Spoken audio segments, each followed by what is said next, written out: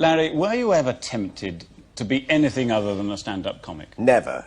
Never, ever. From when as far back as I can remember, even at school, in the infant school, I wanted to be on the stage. Nothing else mattered at all. Other kids wanted to be train drivers, you know, and drive cars going brrrr and shh. I always wanted a doll's pram. I loved the stage. I loved the concerts we had. The only thing in school that mattered to me was Friday afternoons when we had a concert.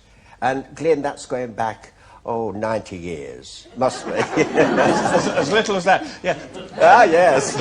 How did you know about the theatre when you were a child? Were you taken to the theatre? Oh, yes, yes. My sisters, especially my sister Fan, who I live with even now, she used to take me to the cinema and to the theatre. And I remember seeing the first pantomime at Nuneaton Hippodrome, where I lived in Nuneaton. And I went there to see Babes in the Wood. I remember it clearly, and the makeup, they had the brown faces, you know, and the blue eyeshadow, and there were the dancers and the orchestra. And I thought, that's for me. And I must have been only about 4. No more than 4 years of age. You started apparently in the wash house at the age of 8, yes, I did. Entertaining your family. Yes, I used to charge the children 2 cigarette cards and a milk bottle top to come in, and they had custard for that, or stale cakes warmed up in the oven. And we had one of those black ovens with coal. You know, we used to have a black oven, and we used to put the cakes in warm up. The kids only came for the cake, they didn't come for me, but they had to sit through me and a few more doing these concerts to get the cake. What was your first professional job, and how did you get it? Oh, well, my first job, I got 5 shillings for a concert I did. Some people came to live next door to me in Nuneaton, and this family, they were Mr. and Mrs. Freeman and their daughter Frida, and the father and the daughter sang like Anne Ziegler and Webster Booth. You don't remember that? I do, yes. I'm sure these people are too young. Yes. I thought you were older than you looked. And so I wanted to do songs and things. I used to say I wanted to be on the stage. So he said to his daughter, get the music out the stall, Frida, one of those comedy songs, and let's see if you can do that. And I did. And they taught me these couple of comedy songs by Clarkson Rose. One was called In the Bushes at the Bottom of the Garden. It's supposed to be very daring and naughty. It wouldn't mean a light today. Anyway, I had a little white suit and a straw hat, and they took me round. They took me to this club this night, a place called 5 Street in Nuneaton, a working men's club, and I did this concert with them. And applause, they thought it was marvellous, you see. And, of course, I came from that club thinking I was a big star. 5 bob. And then later on you changed your name to Billy Breen? Well, my name was Hammonds there, Billy Hammonds, because that was the name of the people that adopted me. And then I thought it's not very glamorous, you see. I was into all this glamour business, you know, names and things, you know, going to the cinema so much. And so I changed my name to Billy Breen. I thought it looked nice, Billy Breen, B-R-E-E-N. They all remember me in Birmingham, around here, you know, for years. But nobody ever knew where I got this stage business from. They all said, well, you know, where's he got it from? And they said, well, perhaps he'll grow out of it. You know, or it's just a phase he's going through. And my mother, you see, I was sent from the angels. We never knew my father. And I don't care. And so they said, poor Ethel. She's had a child from the angels. And then said, well, as if she hasn't had enough trouble, now he's going on the stage. Oh, how awful. Traipsing around the country, sleeping with anybody, which, of course, it wasn't like that at all. I was too tired. And too young. I lived in the theatre. It was a shilling to go. And it used to be packed with people. It was wonderful. Oh, I wouldn't have changed for anything. I lived through the very best days. The cinemas were full of people. Betty Davis, Judy Garland, Catherine Hepburn, all the great films. And all for a shilling 1 and 6, 2 bob. And I used to go to Coventry on the bus. I think it was 6pence. I was very brassy. I used to go on my own, you know. I used to shave my legs, get on the bus. Oh, dye my hair, and I'd go. I mean, I've been very, very lucky, fortunate. I've had a wonderful time. Met marvellous friends, have wonderful friends. I don't know. So you weren't ambitious, but I wonder whether you were psychic, because when you finally got onto the television, practically the first thing you did, I'd like everyone to see this, this is what you did. Do you remember what you did in Saturday Variety? Well, now, is that remarkable? That was 1972, and the first thing I did, that was live, the first thing I said was about the Generation Game, and who would have thought that in 1977 I would have taken over the Generation Game, and it was the biggest success of my career.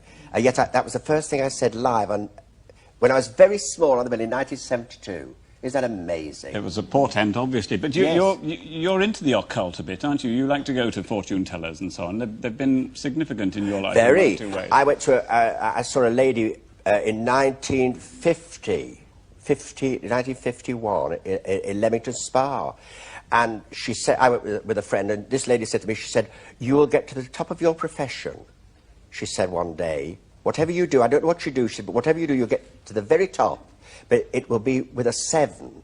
It's a 7, you see." So I came out, I thought, well, of course, it'd be 1957. I should be a star, get a new hat. I thought, you see, well, of course, 1957 came and went and nothing happened. I thought it would be 1967, so I ploughed on. 1967, nothing happened. And 1970, I'd been very ill in 1969, and then I was asked to go into a nightclub in the West End of London. And I went there, and I opened on the 12th of January 1970. It was a huge success in the show. From that, I was asked to go to Brighton for the summer with dear Arthur Askey in a summer show called Star Time. And it was while I was there in Theatre Royal Brighton that my dear darling Dora Bryan came to see me and asked me to be in her pantomime that Christmas, because she lives in Brighton. And also they asked me to go to the London Palladium. And it all started in 1970, just like that lady said. So that was the first prediction, and then later on... I went to see a lady in Brixham called Madame Credo, and I went to see, and I went in and she into a little room, and it was £half a crown then, and she said, "Oh my goodness me," she said, "would you say you were fairly well known?" I said, "Well, yes." She said, "You're going to be a star next year. The nation will know you. You're going to be a very big star."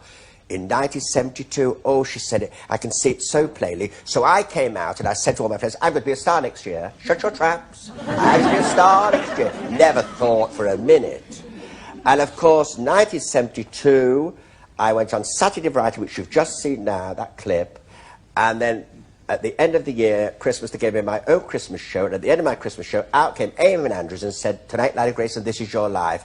The beginning of 1972, nobody knew me. In the country, only people that saw me in theatre going around, but the end of 1972, I was a very big star, just like she predicted. So you'd made it, but made it because you'd been on television after all those years. All those years. 291 years comes next Thursday.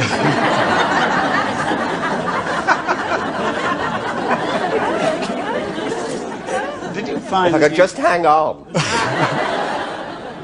Did you find that it was a terrible change from the stage to television? Did you change your style or your act? Did they tell you what to do? No, Glyn, no, I didn't. No, it was amazing because they all said, "What will he be like?" You know, because I can't rehearse, you see, as you know. I can't rehearse, you know, and no one would have me in shows or put me into anything because they said, "Well, it's no good, he can't rehearse, so forget it." But the marvellous man called Colin Clews, who produced Saturday Variety, said, "Let him do what he likes. He won't go too far, he knows what to do, he's a professional." You won't go too far? No. Oh. Well, don't talk about it. But he said, let him loose, you see. Let it all hang out, so to speak. Well, hardly. It's so common. And so Leslie Crowther took a chance in the show, and Colin Clews did in Saturday Variety, and so that was it. I became a star because I mean, on the Generation Game, you know, I used to be all over the place. I can't rehearse, I'm awful. But I'm all right on the night. It comes out all right. You kept all your catchphrases and your characters. Oh, like yeah, shut that door. What a gay day. Seems like a nice boy. They were all there. They were what you've been... They all came. They came into my life, you see. I was in digs. I had some most marvellous landladies, wonderful landladies, but they all said such funny things, you know. One lady said, one landlady, she had the woman coming from next door, and she said, "I saw your Hilda had a boyfriend come home last night." She said, "Yes, seems like a nice boy." And I thought, well, all people do say that, don't they, you know? And I was in a post office one day when I lived in Nuneaton, and it was pouring with rain, and an old lady came in for a pension, and she was drenched. And she just walked in and she said, "What a gay day."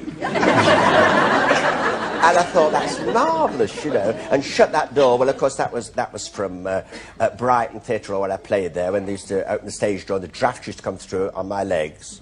And I never wear a surgical stocking in the summer. And I would say, shut that door. You see, and Everard, because Everard Farquharson. I didn't know he did that, no. Yeah, well, that's his name. He didn't do anything, it's his name. And he was a landlady's son in Bradford, Alhambra Theatre. I played there years ago, and he was the son, and his name was Everard Farquharson. His mother was a Methodist, and it was ever such a nice... she's got a chip shop now. Brings them in. You brought for us to see a little sculpture there, which says, oh, shut that door on it. Oh, now, yes. Tell me about that. How did you get well, that? now this, if you could see that is, I did a concert in Dartmoor Prison. It's when I was with Leslie Crowther at Paynton, and he asked me to go to Dartmoor Prison on a Sunday to do a concert for the prisoners. You know, he asked after the theatre people. Well, I've been by Dartmoor many times in the past, and it looks so foreboding and dark, and all, you know, all the mysteries about it and the stories. When I was a kid, you'll go to Dartmoor, you know. Well, I thought, at last I'm going to get inside and have a look round, just, you know, terrifying. I should never have gone. But anyway, I did, and we did the concert, and all these prisoners, you know, and murderers and all that. I saw quite a few friends I knew, and there was all these... And we did this, and then they have what they call trustees. That's boy in grey trousers, blue shirts and ties. And they brought us tea, jugs of tea and biscuits, and we gave them cigarettes and everything.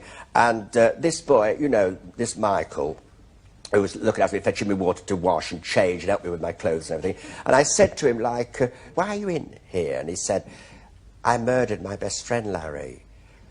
And I said, oh dear. He said, well, what happened? He said, I used to drink a lot. I was a teddy boy many years ago. I used to drink a lot of bitter and pints of bitter. And he said, and one morning I woke up, he said, and I'd stabbed my best friend. He said, and I don't remember doing it. I don't. And I thought, how many times have I heard people say when they go to parties and get drunk, they say the next day, I don't remember coming home. I don't remember going to bed, you know, through having a lot of drink. Well, he didn't remember doing this terrible thing. They must have had an argument, and he stabbed that boy. And, of course, he'd been in there for years and years. And sometime later, I called back at the prison to have lunch one day, and he said, I'm going to take you back in because I want you to meet this Michael. And I went back in, and he said, you can tell Larry, you know. And he said, I'm going out soon, he said. I said, oh, I'm so pleased. And he said, and I've made you this. And he'd made that in the workshop, you know, with nails and screws and all that. And that was me, as you could see, with the, you know... Yes, very slim. Yes. You can see that. I mean, look, it's me by the chair, you know. There's the chair, and me with my leg crossed, look at the door. And I was terribly moved about it, you know. Because for him to have a thing saying, shut that yeah, door exactly. after all those years... Yeah, and he said, you know, I said, well, you be a good boy when you get out of here, you know. And he said, I will. And he said, one day I'll come to see you again, but he never has. I'm sure he's seen you on television, and of course you then came to the Generation Game. I mean, you had your own Saturday Variety, you did your own act, but the Generation Game, that was something that required cameras and people and being a television presenter and looking at cards and all that sort of thing. Were you nervous? Not a bit. No? Not a bit. No, because they said to me, they said, Larry, you know, do exactly what you want to do. You know, I had my lovely Isla with me, and you do anything you want to do, you do it. And I used to make terrible mistakes and things, you know, but it didn't matter because people used to laugh. They said, oh, did you see Larry last Saturday night? He went all wrong again. And all those lovely things, you know, because it was me. Because I am a living, breathing mistake, as you know. I used to have to, wasn't it terrible? I was awful. They said, it doesn't matter, it'll be cut. But I used to watch it Saturday night. And of course it was there, you see. But I got all these letters from people saying, don't you worry, Larry, I make mistakes as well. We love you just the same, so don't worry about it. It was like being on stage, though, because in a way you were reacting to the audience, and even the people on stage with you were the audience. Yeah, and when we used to have the breaks, you know, like when we start, you know, and things go wrong. You see, when I used to make it laugh, I used to say, what's he doing, him? Who is he? I know his mother ever so well, I think. I used to go, and the audience loved it all, yeah, and it was all, you know, Fun. Oh, it was such fun. And for the happiest years of my life with that programme. Did it all go on much longer? I mean, each individual programme yes. than was scheduled because it was of all 2 hours, Glyn. 2 hours altogether, but it used to go out 55 minutes on a Saturday night because they had to change the sets and all the games, all some of the games, and I used to love to do them. I say, Alan, to the producer, can I do this? He said, just do it now. It's going to be a terrible mess. Did you ever see me do that thing about making a jug? And all that, ooh, I was covered. And, oh, I was terrible. And we had all marvellous people in. We had Michael Crawford in when he got up a ladder and they wanted me to do it. I said, oh, I can't with my legs. You know, I was always, it was such fun. Isla used to do it. Isla used to do all sorts of things, you know. But, oh, it was fun. And the marvellous stars that we had on the programme. Jessie Matthews, Evelyn Leigh, Michael Parkinson, John Hanson, Magnus Magnusson, Cliff Mitchell, everybody. We even had Red Rum, the horse, on. We had everybody. I mean, Lillian Gish, the great Hollywood legend. And did you know they were coming? Never. Never used to say, he knows who's behind the door. No, I didn't. No, it's one of the things, they said, don't tell Larry. You mustn't tell Larry, it's a surprise for him. Watch his face. I used to be in tears sometimes. You know, it was so kind of a very emotional man, you know, terrible. And these people used to say, wait till he sees who's being on. And my mate had a lovely makeup girl. And I said, who's on? She said, I'm not going to tell you. I said, go on, tell me. No, you're not. And then they used to all be at the side of the stage waiting to see my face when these different people came on. Oh, it was such It's a jolly good job you recognised them. You weren't trained as an actor, you weren't trained as a singer, you weren't trained as a dancer, and yet, when you came to the Generation Game, you had to do, in a way, all of these things, especially when you were working with these other people, these funny games that they used to do. Did you enjoy that, or did you find yes, I loved it. Of course I did. I tried to do the splits twice. Did come off. You worked with people, and it didn't always go quite according to plan, did it, when you had to work with quite a lot of people? Who says he can't dance? I bet you loved him, didn't you? Oh, I hated him. He really hit me with that thing, you see. You know. And I used to do a lot of this, you know, when people used to do things. I was always hitting people, you know. I was going to say, you're a bit of a hitter yourself. Yes, I know. I was saying, don't do that, and pull your aisle. What's she doing? I can't tell you. I mean, oh, it's such fun. Wasn't that lovely? He got his own back. He got his own back there. 4 years of that, you know. Yes, 4 years. But that kept the show going when people had said that you couldn't follow Bruce Forsyth. Yes, that's right. They said, you know, nobody could do what he did. But the reason I did it is because, you see, they let me do what I wanted to do, you see. And you know, the doors, you know, open the doors, and it was all so lovely, Glyn. I had a lot of lovely people around me, and still my friends today. We're all, you know, and the contestants write to me, have birthday cards and Christmas cards. Yes, they still keep in touch with me after all those years. Yeah. How lovely. Yeah. So there you were at the top of your career, and yet, as you mentioned before, you had done the This Is Your Life programme. Now, it so happens I have something here, and I never thought I'd ever get to do this, but I can say to you, Larry Grayson, This Is Your Life. Yes, Because that is the book that Damon Andrews gave you. Yes, this was the book. Oh, it was all my lovely friends in here. It was a great. I didn't know at all, and all my dear friends that were on the show, they kept all so quiet about it all, and it was a very special night. Now, I think I should say to the audience that what appealed to me about the This Is Your Life is that it actually happened not after the Generation Game, not after you had been on television for years, but in the very year you first made your television appearance. So, in a sense, it was a reward for all those years slogging around the theatres, and that must have meant something to you. Well, it did, because, you know, I mean, it was a shock of my life, because I was saying goodnight to everybody at the end of the show, my Christmas show, so it was recorded. And I was saying, you know, thank you for all your Christmas cards and your letters, and take care, have a happy Christmas, and I love you all very much. Good night, God bless you. And I saw this shadow come out here, and I thought, I've done something wrong. It's the producer. So I turned to look, and because it was Eamon stood there, you see, and I said, oh, you know, like that. And he said, Larry Grayson, you will have that Christmas party after all, because tonight This Is Your Life. And then he went mad. So they took me off the set and locked me into my dressing room while they changed the people over, you know, the Thames television people took over. And then they brought me out, and then all these lovely people came in. Oh, such a lot of people. And, of course, my dear Nolly, she was in the show. Noel Gordon. Yeah. Must ask you about her. Sad that she's died, but she was a great chum of yours, wasn't she? Yes. Oh, yes, we... when I did a lot of television shows with her, and when I was going... They were going to put me into the London Palladium with my own show, Grayson Scandals, I said to the producer, could we get Noel Gordon? He said, no, you won't be able to get her with Crossroads, you see. I said, ask her. You know, go and see the management and ask her. Anyway, they did, and he came to me and he said, we've got her. She's going to do it, and she's going back to Birmingham every night after the show, 2 shows a night, to do the Crossroads thing, you see. And she hadn't been on the stage for 17 years, and she was terrified. I said, you're going to be all right, my lady. Don't worry. She said, oh, lowl. I said, don't lowl me. You'll be all right. Get yourself on. I said, don't forget now, and keep off the drink. And of course, it was a great success. She was super in it. We did an act together. We danced together and sang together. And when she used to walk off, we did this double act. And as she walked off, I said to the audience, she's ever so old, you know. I said, and you wouldn't believe this, but she's as deaf as a post. And she's never sober. And the audience used to scream. And she sent me a writ.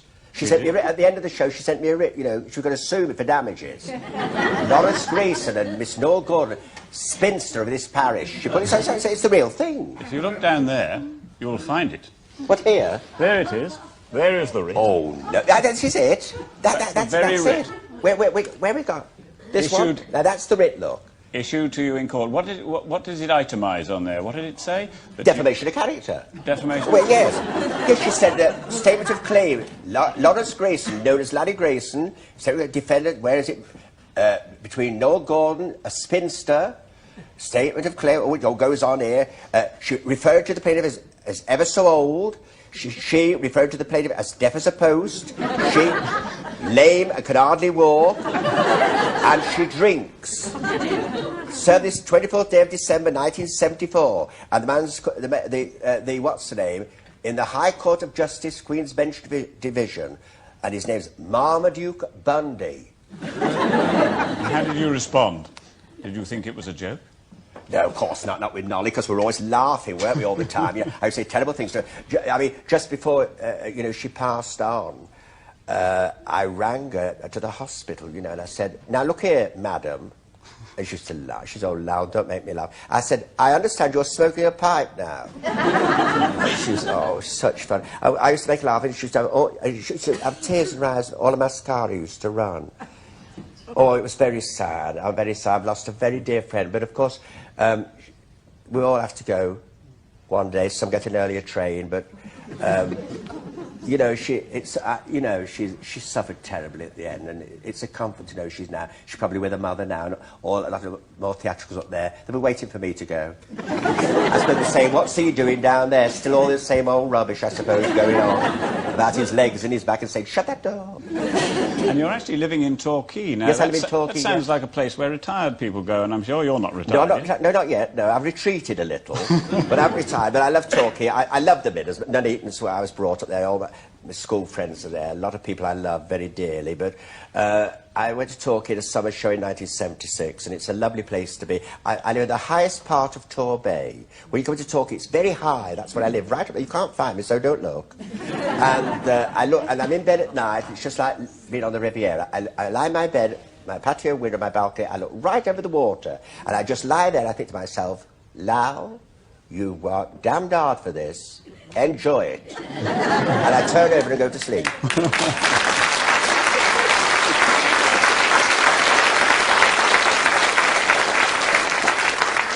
I must say, you do look very fit. Any aches and pains? All the time. Oh. All the time. I'm a martyr. I rub myself with Fiery Jack every night. Can't beat Fiery Jack. A poultice. I have everything that's going. Everything. Ecky Pecky Anna wine. And of course I couldn't go to bed without my dodo tablets. I should never breathe again. I can see that success hasn't spoiled you in the Oh, no, as common as dirt. Right, so we'll leave it there. Larry Grayson, thank you very much for being with me today. I'm very pleased, and he seems like a nice boy. Ta-ra. I love you.